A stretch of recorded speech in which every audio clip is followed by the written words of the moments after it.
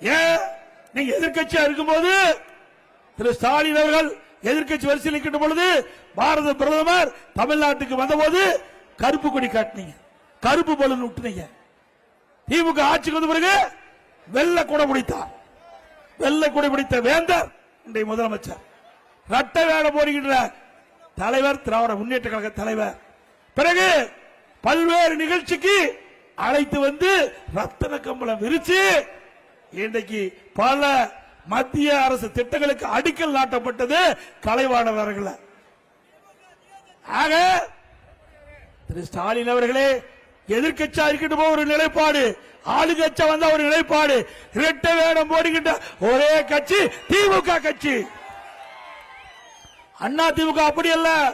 தமிழ்நாடு மக்கள் பாதிக்கின்ற பொழுது அதை எதிர்த்து குரல் கொடுக்கின்ற கட்சி அண்ணா திமுக கட்சி.